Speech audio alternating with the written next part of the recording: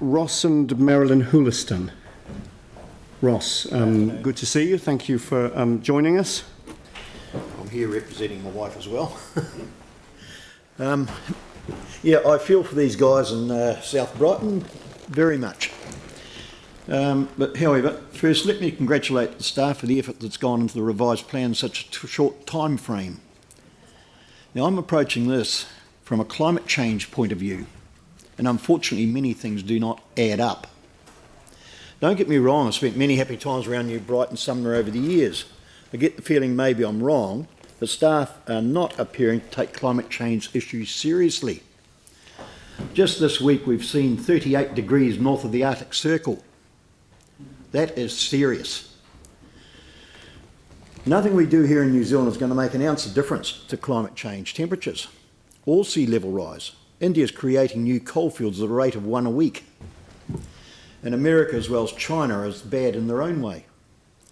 1 year ago, hopes were that temperatures rise would be held down to below 2 degrees. Reports now say in some quarters we can expect a 3.5 to 4.7 degree increase by 2050, with it decreasing to 3.5 in 2100. This could mean in the south, sea level rise will be approaching Prebbleton, and in the east, lapping on Manchester Street. Even at 2 degrees, large areas will be flooded with water reaching Marston's Road. New Brighton, Sumner, Houliston, Linwood would all be affected and underwater. The predictions are here, right here. Now I put it to you, is it not time for staff to start planning for encroaching sea level into lower spending in the east, such as extending boardwalks and signage at Travis wetlands, etc.? Put the money into trying to relocate, build up the city in future. I believe it's more prudent to start looking at our boundaries with the view of expansion encouraging eastern residents to move inland before it's too late and too costly. It would be far too costly to even consider building dikes and pumping stations, and I would be amazed if ratepayers would even allow this. Even areas of our pet bottomless money pit, formerly known as the inner city, could be affected. It also appears council has no plans for the Alpine Fault within the annual plan, AF8. If this fault goes off, we know that ground levels are going to go down again, and there will be substantial liquefaction. The shaking could be up to 4 minutes.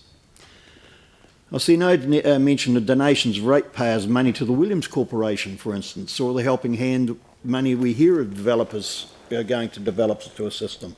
The ratepayers will never see a return on this money. In short, to put it to you, it's now time to take climate change serious and to add planning into any future plans. I don't want to see this come, but we both know the Arctic and Antarctic shelves are close to freefall. The sites I've used are sea level rise before the flood and the Alpine Fault. On the last is an excellent simulation by the University of Canterbury.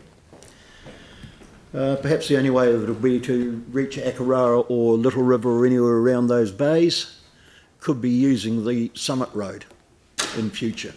That's how serious things are, and there's going to be massive costs to bring this into development. So I think we have to start now.